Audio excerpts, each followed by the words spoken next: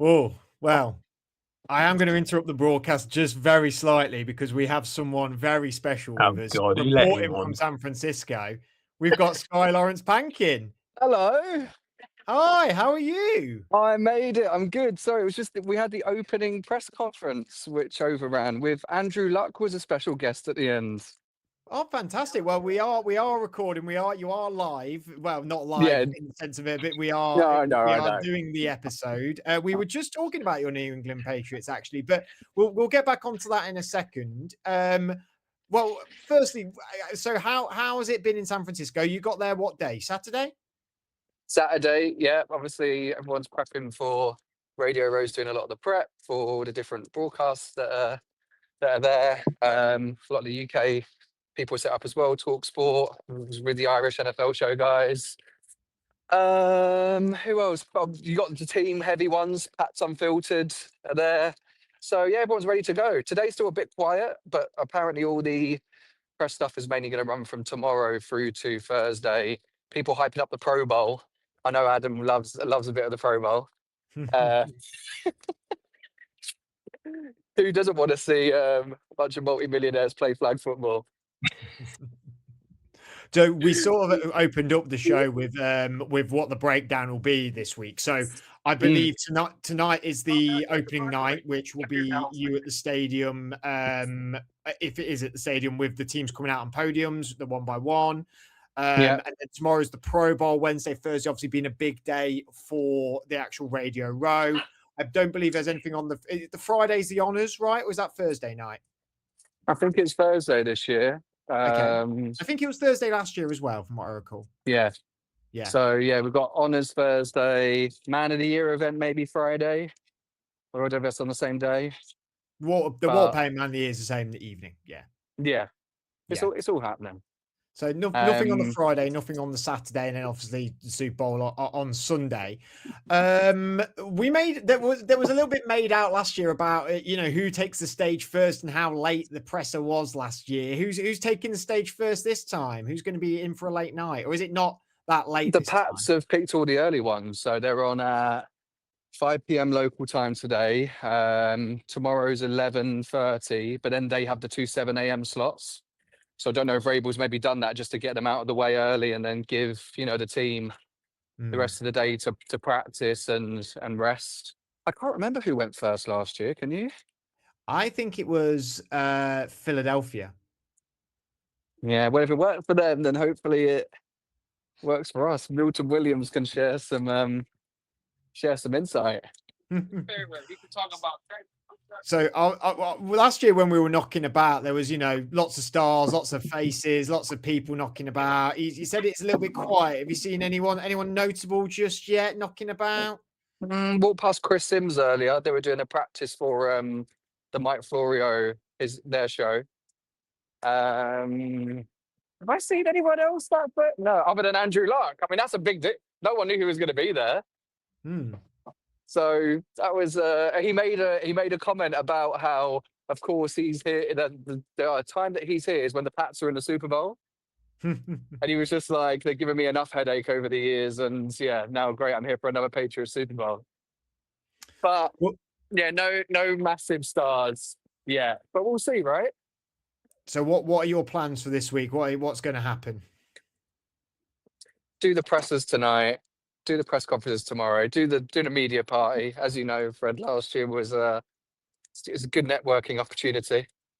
And then some more press stuff Wednesday, Thursday, and then see what the end of the week brings. I just think from what I gather, San Francisco are keen to put on as good as a performance as they did last time. When they had 50 and it was whole like special anniversary.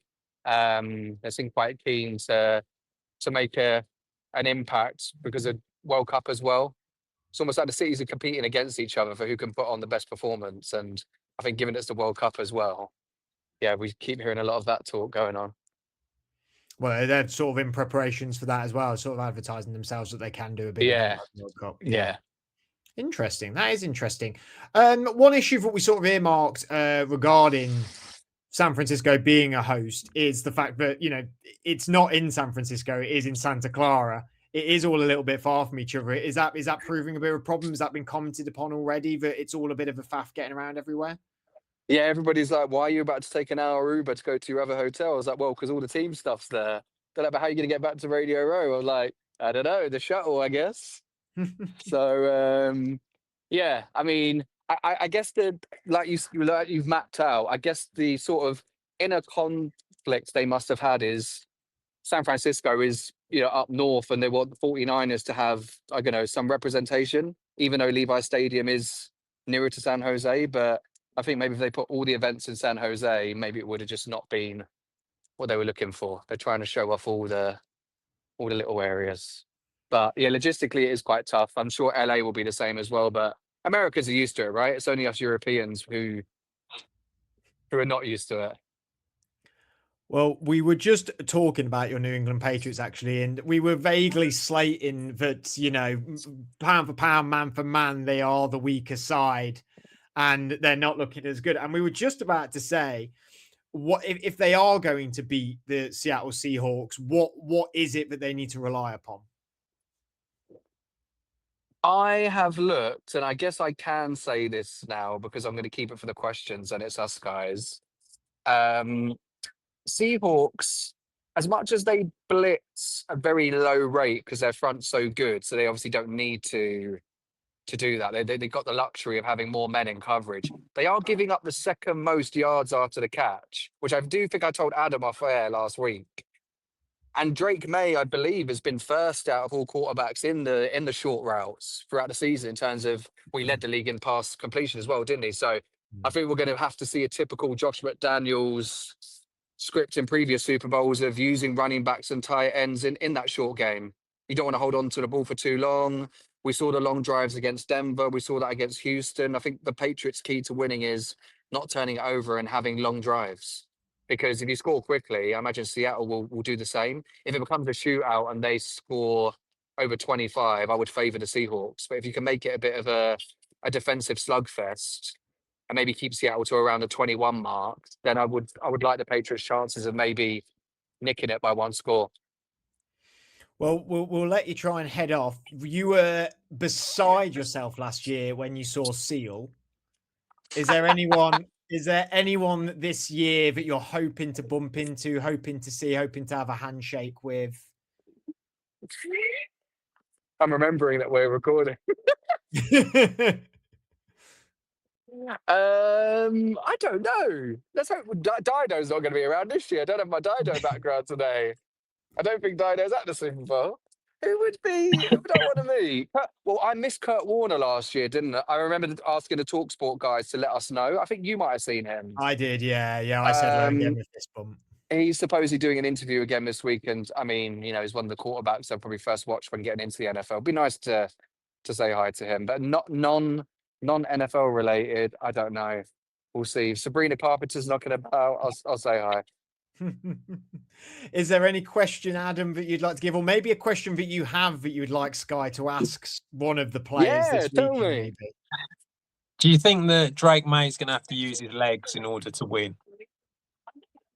That would be a good question for Josh McDaniels, wouldn't it, really? But I guess he would just say, we'll see the game plan. But for me, I think, yeah, he has to. That's probably one of the few alternative options that we have that their offense doesn't have. And Sam Darnold's not particularly mobile, is he? No. So Drake May's going to probably have to be aware enough, like I was saying, especially if they're getting so much pressure up front, he's going to have to adapt and do that.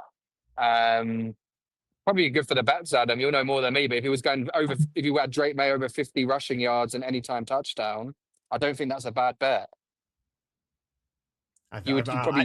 Both of you are definitely going to be betting on this game. So, go on.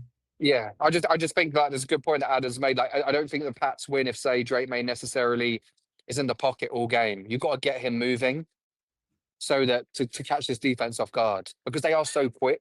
I know we've already played 3 top 5 defenses, and Seattle technically don't rank in the top 5, but I think they're better than probably all the ones that we played in terms of personnel. I love that you're both smiling that I had to throw that in there. Well, But Adam said there wouldn't necessarily be an asterisk in the book of Super Bowl champions, but the arbitrage, the thing that everyone will say if the Patriots beat Seattle is, well, the schedule. But I said, when you beat what is in people's minds the best team in the NFL, does that erase that?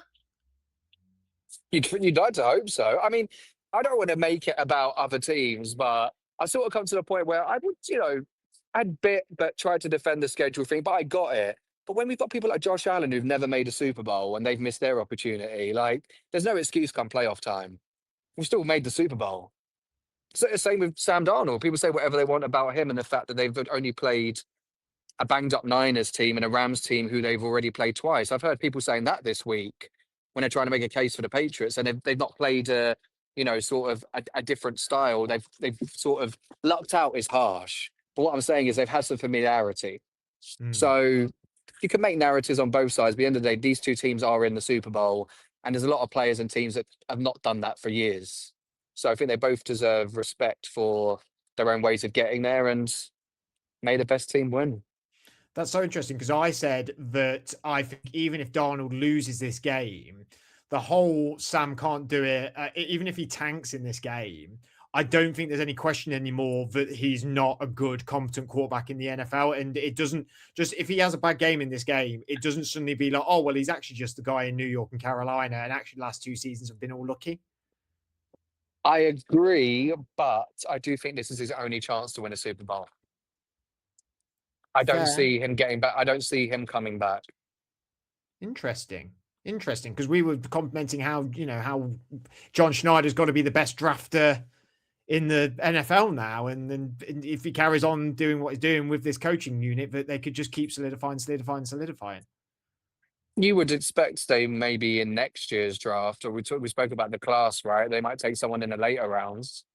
They'll still roll with Darnold next season, and rightfully so. But I just think, like, I don't know, if we're talking about guys like Joe Burrow, might not even get back given what's happened. I know Seattle are a much better run franchise, but you just don't know how many opportunities you're going to get like this. And I've been making the same case as the Patriots, by the way. I know historically we've been to loads, but who's to say Drake?